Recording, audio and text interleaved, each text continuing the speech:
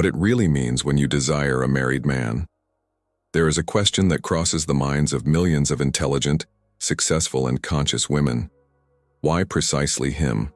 Among all the men available in the world, why does the most intense, most magnetic, most overwhelming attraction happen to someone who can never give you what you really need?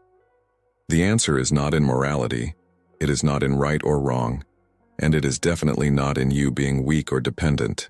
The truth is, this particular attraction carries a coded message from your psyche, a secret map pointing to unresolved parts of your emotional journey. Carl Jung said that everything we do not bring to consciousness appears in our lives as destiny. And this married man? It is not your destiny. He is a messenger, a mirror reflecting something essential about how you relate to love, availability, and deserving.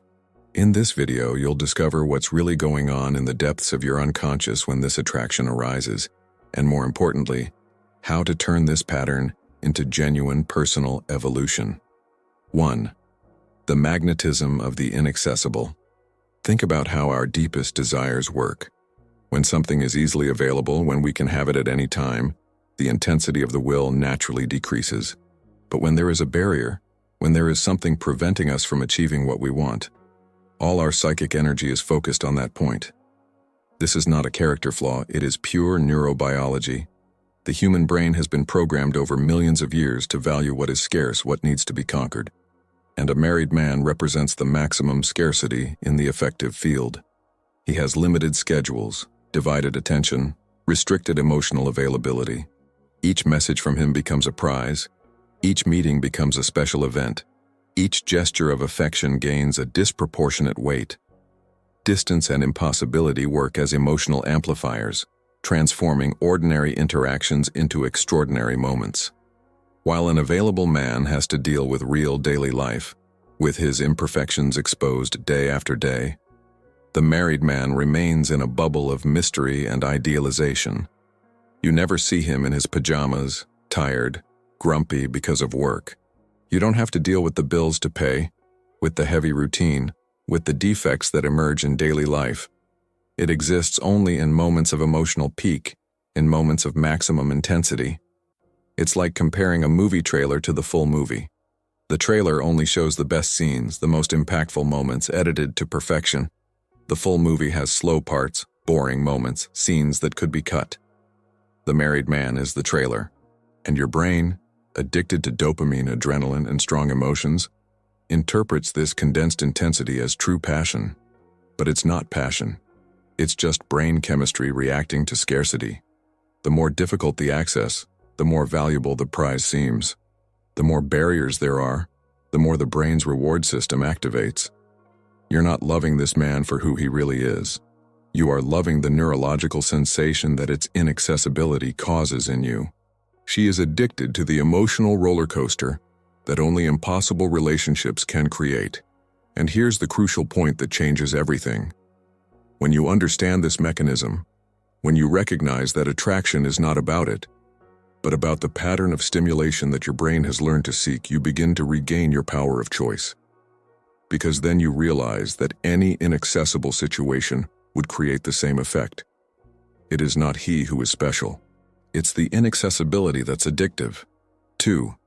When intensity replaces intimacy, there is a dangerous confusion that happens in the affective field, taking intensity for depth, feeling your heart race, having that constant anxiety, living on the emotional roller coaster between euphoria and despair. That's not deep love. It's just intensity. And the big pitfall is that intensity is much easier to achieve than true intimacy. Intensity you can create quickly with conflict, with distance, with drama, with impossibility. Just add obstacles and voila, the emotions explode. Real intimacy, on the other hand, requires something completely different.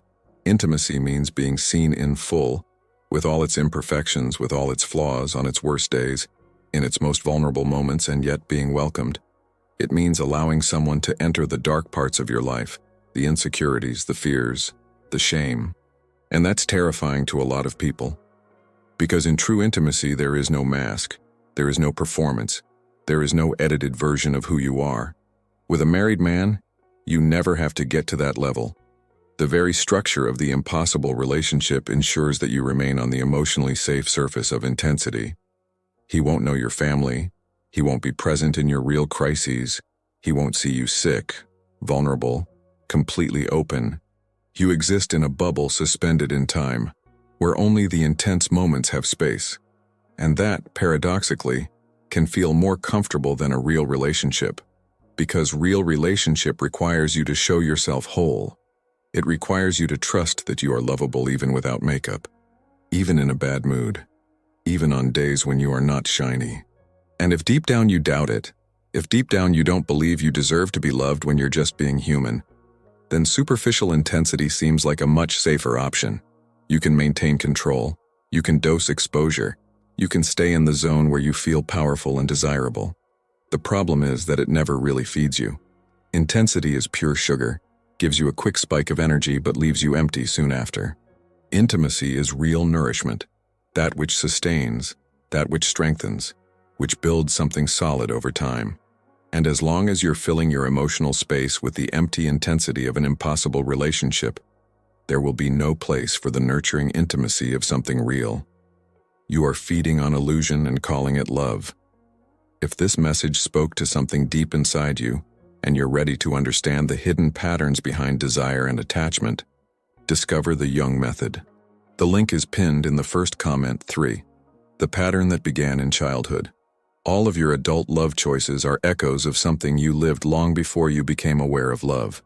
In the early years of your life, you learned quiet lessons about affection, availability, and worthiness. And those lessons have been etched so deeply that they now operate on autopilot, guiding your attractions without you even realizing it. If you grew up with parents who were emotionally distant, who loved you but didn't know how to show you, or who were physically present but emotionally absent, your infant brain has come to a devastating conclusion. Love is something you need to pursue, something that is never completely available.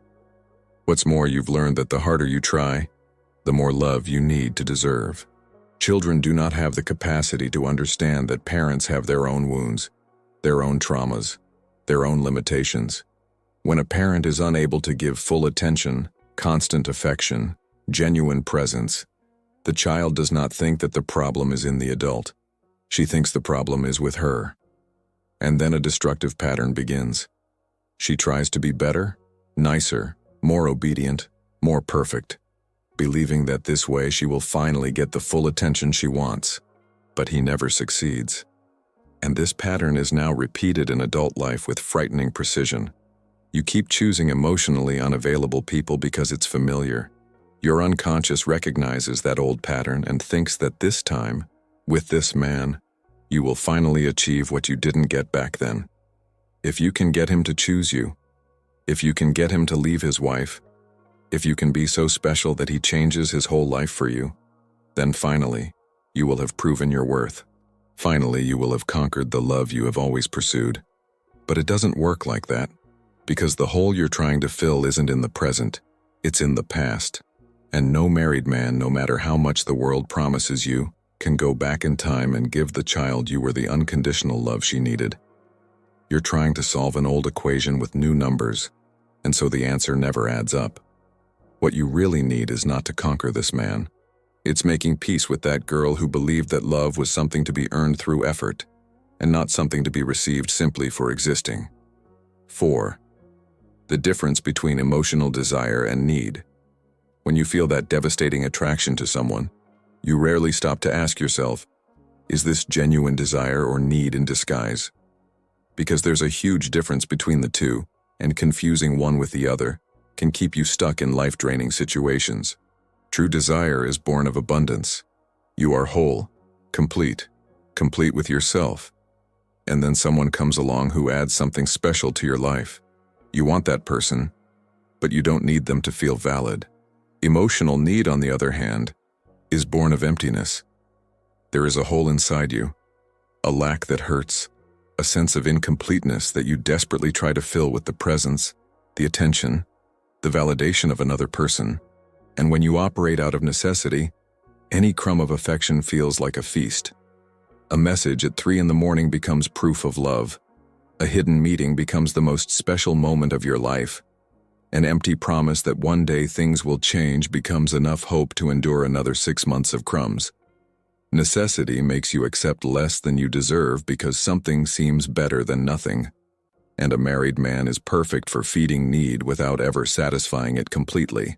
He gives you enough to keep the flame burning, but never enough to truly fill you. And you interpret that constant hunger as intense passion, as deep connection, as true love. But it is not. It is just the emotional need being continually provoked and never satiated. Think about how you feel after being with him. Do you feel nourished? Empowered? More whole? Or do you feel even emptier? Even more anxious, even more dependent on the next dose of attention? If it's the latter, you're dealing with need, not desire. And necessity never takes you to a healthy place. It traps you in vicious cycles where you trade your dignity for moments of temporary validation. The path out of this trap begins when you stop trying to fill the inner void with outer crumbs. When you understand that no man, married or single, has the power to complete what is incomplete within you. This is an inner work, a process of reconnecting with parts of yourself that have been forgotten, neglected, abandoned. And only when you do this work, when you rebuild your wholeness from within, can you differentiate healthy desire from disguised need. 5. Why your unconscious chooses the complicated. It sounds paradoxical, but your unconscious doesn't want it easy. He wants familiarity. And if complication is what you've known forever, that's where it will guide you again and again. The unconscious mind works as a navigation system programmed with old coordinates. Even if the destination is painful, even if the path is destructive, if it is the family path, it is where you will be directed. And here's the disturbing truth. Complicated relationships demand less from you than simple, healthy relationships. It seems the opposite, but it is not. When you're in an impossible situation, all of your emotional energy goes into managing the external drama. You are constantly dealing with his absence, with uncertainties, with conflicts, with the emotional roller coaster. And while you're busy with all of that, you don't have to look inside. You don't have to face your own wounds, your own fears, your own limitations. External chaos acts as a perfect distraction for the internal chaos you don't want to face. A healthy and available relationship, on the other hand, is scary because it offers no excuses. When someone is fully present, fully available, fully offering you real love, you become emotionally naked. There is no more drama to hide behind. There is no longer impossibility to justify why things don't work. If it doesn't work, you'll have to look in the mirror and ask, is the problem with me? And that question is terrifying. So the unconscious, trying to protect you from this painful confrontation, guides you to situations where there is always an external factor to blame. He's married, he can't be present, he has other responsibilities. There you go. You have a permanent alibi, so you don't have to investigate why you sabotage real intimacy. In addition, complicated relationships keep you in a childish position. You are always waiting, always reacting, always dependent on his choices. And if you don't feel ready to take adult responsibility for your love life, this passive position can feel strangely comfortable. You don't have to take risks. You don't have to expose yourself completely. You don't have to make difficult decisions. Just wait for him to decide, for him to change, for him to do something. And while you wait, you're not really living your life. You're just reacting to his life. Your unconscious chooses the complicated because complicated is safe. Complicated is known. Complicated saves you from growing, from maturing, from facing truths about yourself that are uncomfortable but necessary. 6. The hidden fear of reciprocity. There is a fear that few people admit, even to themselves, the fear of being truly loved. Not the love that is full of conditions, not the love that you need to earn, but the love that is simply given, without effort, without drama, without you having to do anything to deserve it.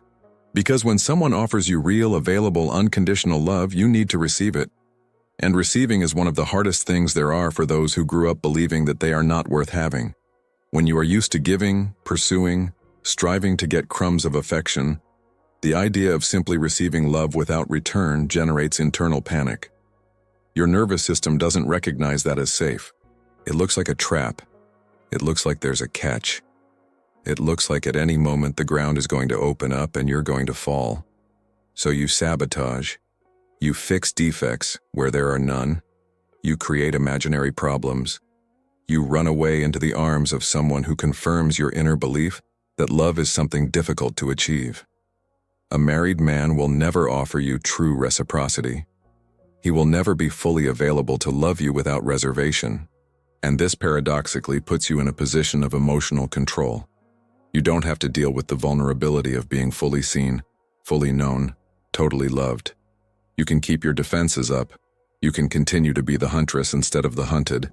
You can remain in the illusion that you are in charge of the situation. But when an available man appears and offers you real presence, genuine attention, concrete possibility of construction, your defenses go on high alert. Because then there is nowhere else to hide. Either you really open up, allow yourself to be vulnerable, risk being rejected for who you really are, or you run away. And running away seems safer, to escape back to the impossible, to the complicated, to the unattainable. There you know the rules of the game. There you know you will suffer, but it is a familiar suffering, controllable, almost comforting in its predictability. Reciprocity is scary because it requires you to let go of the story you tell yourself about not being deserving of love.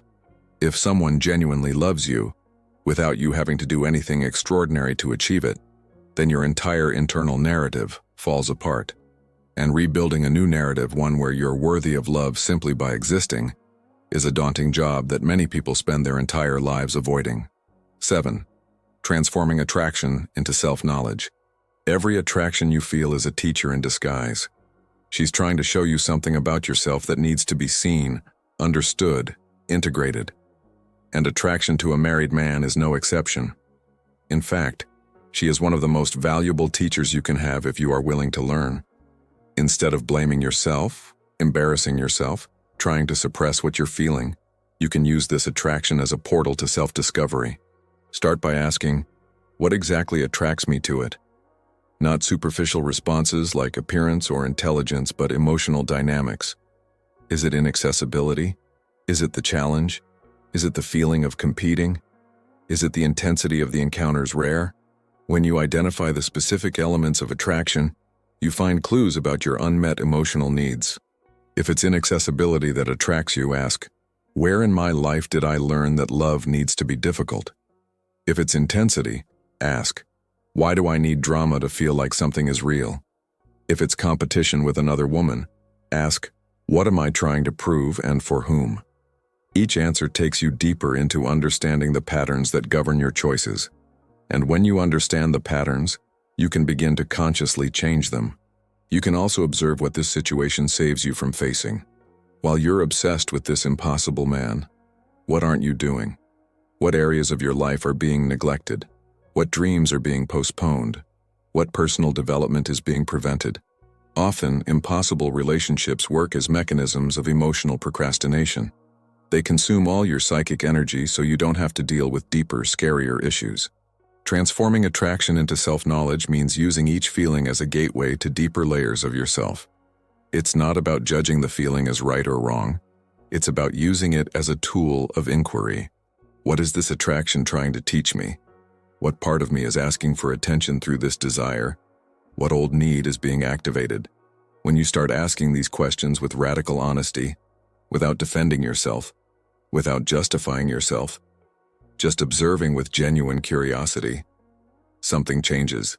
You step out of the position of victim of your own emotions and take on the role of investigator of your psyche. And in that position, you have real power. 8. Redrawing your affective map. Your affective map is the set of unconscious patterns that determine who you are attracted to, how you behave in relationships, and what you believe you deserve in terms of love. This map was drawn a long time ago, based on experiences you had before you even had the words to describe them. And the good news is that maps can be redrawn.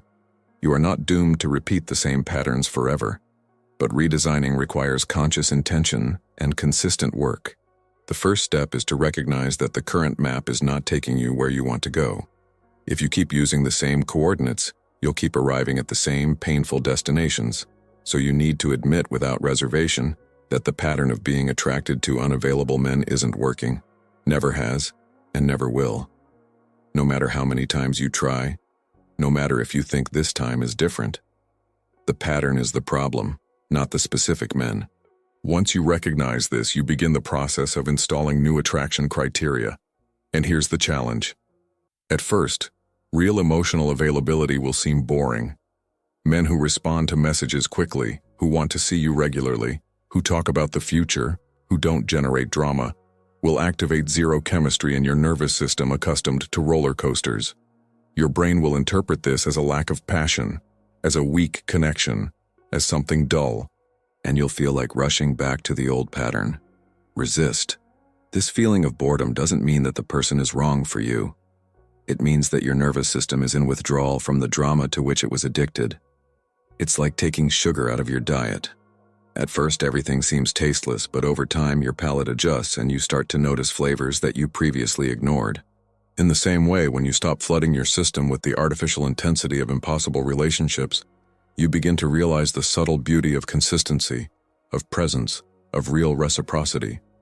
Redrawing your effective map also means actively working on your relationship with yourself. Because in the end, the only way to stop looking for external validation in places where it will never be fully available is to develop solid internal validation.